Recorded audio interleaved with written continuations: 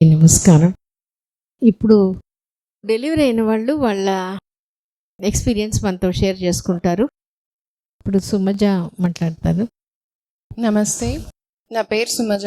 నేను ఇక్కడ 10 days back అంటే మే 27 నార్మల్ డెలివరీ చేసుకున్నాను. నాకు బేబీ బాయ్ పుట్టాడు. నేను ఇక్కడ డెలివరీ ఎక్స్పీరియన్స్తో పాటు నాకు నార్మల్ డెలివరీ అవ్వడానికి ఏమేమి హెల్ప్ అయ్యాయో అన్నీ షేర్ చేసుకోవాలనుకుంటున్నాను. ఫస్ట్లీ టాక్ టు బేబీ అయితే చాలా వండర్ఫుల్గా వర్క్ చేసిందనే చెప్తాను నేనైతే.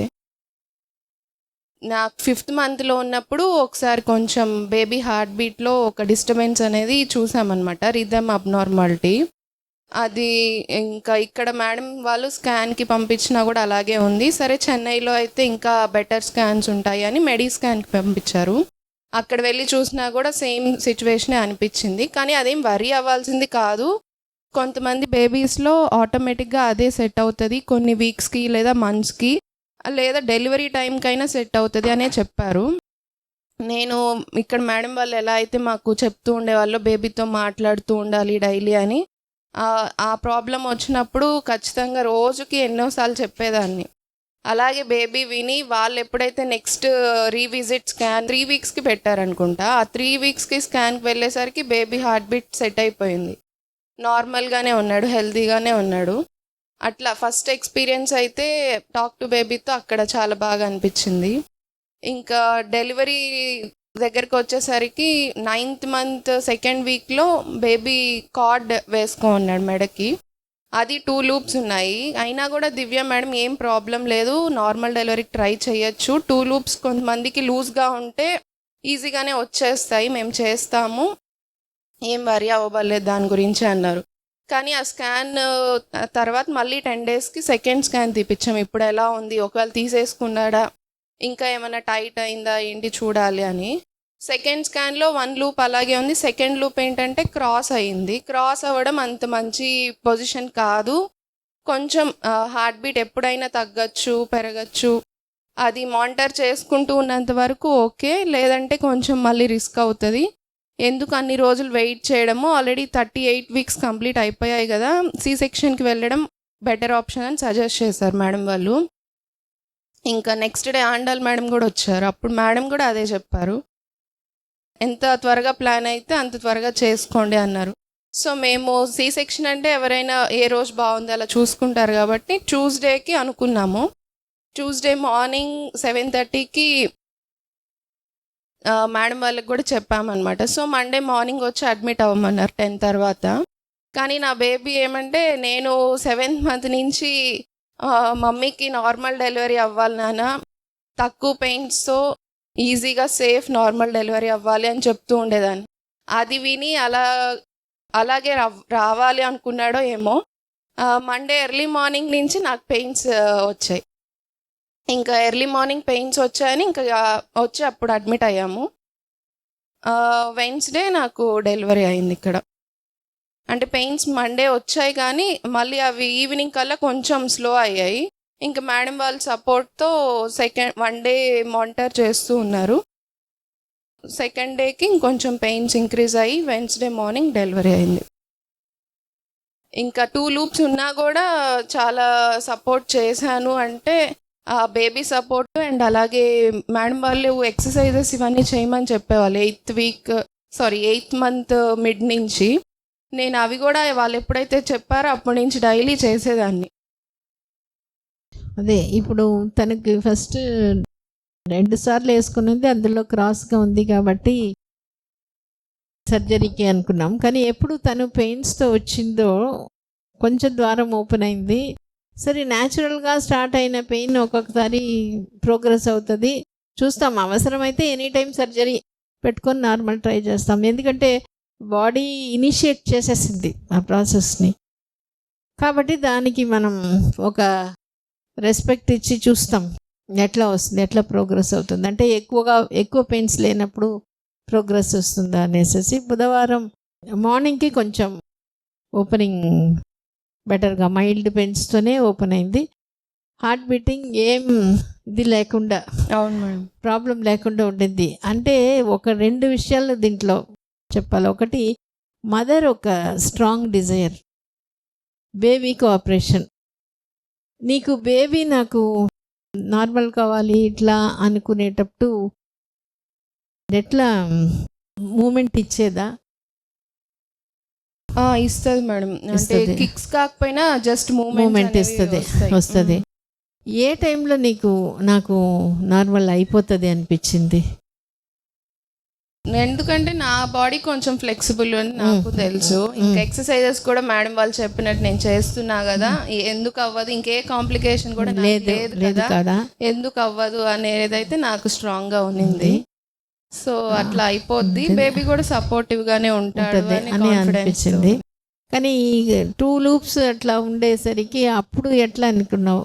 ఇంకా అప్పుడు జస్ట్ ఆ 2 days లోనే మైండ్ నేను చేంజ్ చేసుకోవడానికి ట్రై చేస్తూ ఉండేదాన్ని.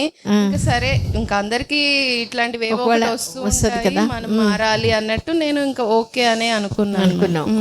సో మళ్ళీ దాంట్లో ఏమి ఇబ్బంది అవల? పెద్ద ఇబ్బంది ఏమవ్వలేదు. అంటే ఒక హాఫ్ డే ఆర్ 1 day కొంచెం నాకు డిఫరెంట్ అనిపించింది. సెకండ్ డేకి నార్మల్ అయ్యాను. ఇది చాలా ఇంపార్టెంట్ పాయింట్. అంటే నార్మల్ కావాలి అని అనుకోవడం, బేబీ కోసంగా ఆపరేషన్ అయినా పర్వాలేదు అని అనుకొని ఆ టైం తీసుకొని ఆపరేషన్ అయినా పర్వాలేదు అని మనస్ఫూర్తిగా వచ్చింది కాబట్టి అక్కడ నార్మల్ అవ్వగలిగింది. బేబీ హార్ట్ బీటింగ్లో ప్రాబ్లం ఏం లేదు. ఇది మదర్ ప్రిపరేషన్ ఉంది. ఏదో నేను ఇప్పుడు వరకు చేసుకున్నాను, నార్మల్ అనుకున్నాను, ఇప్పుడు నార్మల్ కాకుండా పోతుంది, ఆపరేషన్ అవుతుంది అంటే ఎందుకు ఇది చెప్తున్నానంటే, చాలా రోజుల ముందు ఒక అమ్మాయి ఎక్సర్సైజ్ అన్నీ చేసింది, కానీ ఆమె ఒకటే డౌట్, మా ఫ్రెండ్స్ అందరూ చెప్తున్నారు మేమంతా ఎక్సర్సైజ్ ఏం చేయట్లా, నువ్వు మాత్రం చేస్తున్నావు, ఒకవేళ నీకు ఆపరేషన్ అయిపోతే, చేసి కూడా మేము చేసుకోకుండా ఆపరేషన్ అయింది మాకు, నువ్వు చేస్తున్నావు కదా, చేసుకొని ఆపరేషన్ అయిపోతే ఎట్లా? వాళ్ళ ముందు ఆ మాట పడకూడదు, అందుకనే నాకు నార్మల్ అవ్వాలి, కానీ వాళ్ళు చెప్పినట్టు అయిపోతే ఎట్లా? అది కాన్ఫ్లిక్ట్ ఆఫ్ థాట్స్. నాకేమో నార్మల్ కావాలి, నార్మల్గా అన్నీ చేస్తున్నాను, కానీ వాళ్ళు అట్లా చెప్పి బెదిరిస్తున్నారు కదా, వాళ్ళ ముందు నేను ఓడిపోతే ఎట్లా? ఓడిపోకూడదు, కానీ ఎట్లా మళ్ళీ అయిపోతే అని ఆ దీంట్లో ఉండింది. ఎంత పెయిన్స్ వచ్చినా బేబీ హార్ట్ బీటింగ్ ప్రాబ్లం వచ్చి ఎమర్జెన్సీ సర్జరీకి పోవాల్సి వచ్చింది. ఎందుకంటే మదర్ స్ట్రెస్ బేబీ తీసుకుంటుంది. ఇక్కడ కార్డ్ వేసుకుంటే వేసుకున్నా కూడా 2 times కార్డు ప్రెస్ అయ్యే ఛాన్స్ బాగా ఉన్నా మదర్ డెసిషన్ ఓకే, నీకోసం నేను సర్జరీ అయినా తీసుకుంటాను, మా అమ్మ నా కోసం అంత చేసినప్పుడు నేను మా అమ్మ కోసం చేస్తాను. అది అక్కడ. అందుకనే న్యాచురల్గా పెయిన్ స్టార్ట్ అయింది కాబట్టి మధ్యలో మేము ఇరుక్కున్నాం. సో మేము రెస్పాన్సిబుల్. సో ఏ ఒక హోప్తో ద్వారం అంతగా దిక్కాలే, కాకపోతే మనం వెయిట్ చేస్తే బేబీకి ఏమైనా ప్రాబ్లం అవుతుంది, డేట్ అయిపోతుంది, కానీ దాన్ని కూడా బేబీ సాల్వ్ చేసి పెయిన్స్ స్టార్ట్ చేసేసుకొని కొంచెం ద్వారం ఓపెన్ చేసింది. మనం వెయిట్ చేసి హార్ట్ బీటింగ్ అంతా బాగుంది. సో బుధవారం మార్నింగ్కి ఇంకా కొంచెం ప్రోగ్రెస్ వచ్చింది కాబట్టి ఇంకా ఈరోజు అయిపోతుంది అని. సో ఆ వెయిట్ చేసేటప్పుడు అంటాం, సన్న నొప్పులు కానీ వస్తే బియ్యం నానబెట్టినట్టు అక్కడ మనం టైం ఇస్తాం.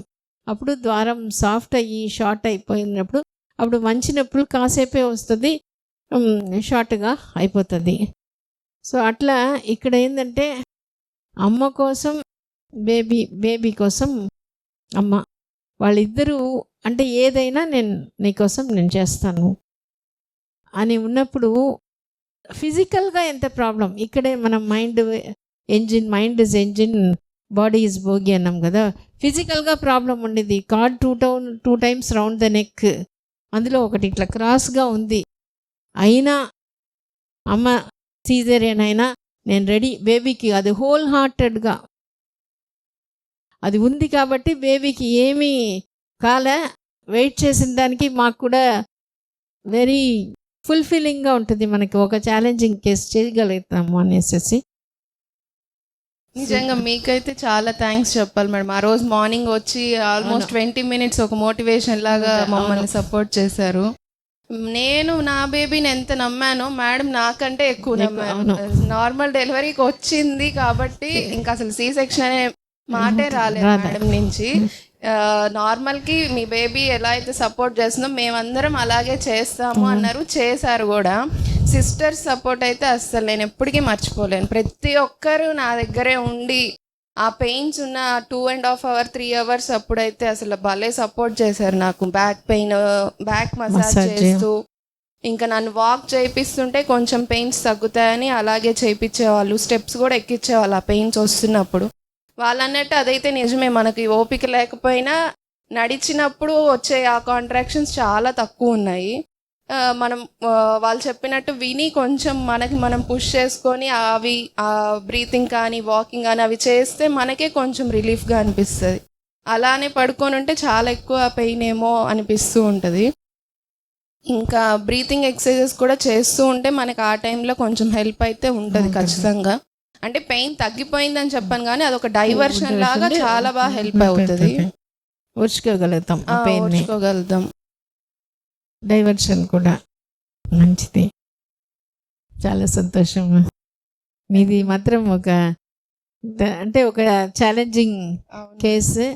నీ కోఆపరేషన్, బేబీ కోఆపరేషన్ ఉన్నప్పుడు మా సైడ్ నుంచి ఇచ్చే సపోర్ట్కి ఇట్లా లేదు. ఎందుకంటే ఇది అందరూ చేయలేము. ఎక్కడ ఏ ఒక్క ఇది ఉన్నా కూడా నార్మల్ సేఫ్గా అవ్వదు. చాలా థ్యాంక్స్, చాలా సంతోషం. Thank you madam. Talk to baby బాగా ఇప్పుడు కూడా హెల్ప్ అవుతుంది, అది చెప్పడం మర్చిపోయాను. బేబీ ఫస్ట్ నా దగ్గరికి డెలివరీ అయ్యాక ఆపరేషన్ థియేటర్కి తీసుకొచ్చారు. చూస్తూ ఉన్నాడు కానీ దగ్గరికి పెట్టినా కూడా సిప్ చేయట్లేదు. తాగు నాన్న, నువ్వు పాలు తాగాలి ఇప్పుడు అన్నా కానీ వెంటనే ఒక 2 times సిప్ చేసి అప్పుడు అనిపించింది అసలు రియల్ గా ఎంత బాగా వర్క్ అవుతాడని. ఇంకా ఇప్పుడు ఇంటికి వెళ్ళిన ఫస్ట్ 2 days కొంచెం విసిగిచ్చాడు. తనకి కొంచెం ఏదో లైట్ స్టార్ట్ అయింది, దానివల్ల ఏమో తెలీదు. ఇంకా 3rd day నుంచి నేను ఎట్లా అయితే రోజు చెప్తున్నానో నిద్రపోవాలని, నైట్ బాగా నిద్రపోతున్నాడు. ఇంకా 1 or 2 times లేయడం అనేది అది కామన్ కాబట్టి అట్లానే ఉంటున్నాడు. మమ్మల్ని పెద్ద డిస్టర్బ్ చేయట్లేదు, బాగా ఫీడింగ్ కూడా చక్కగానే తీసుకుంటున్నాడు. సాంగ్ ఏమైనా విన్నావమ్మా? సాంగ్ నేను ఫస్ట్ నుంచి ముద్దుగారే యశోద ప్లే చేస్తాను. ఇప్పుడు కూడా డైలీ ఏదో ఒక టైంలో తను మేల్కొని ఉన్నప్పుడు ప్లే చేస్తే ఖచ్చితంగా అది కంటిన్యూ చేస్తూ ఉంటాను. ఓకే అమ్మా, గాడ్ బ్లెస్ యూ. మేడం.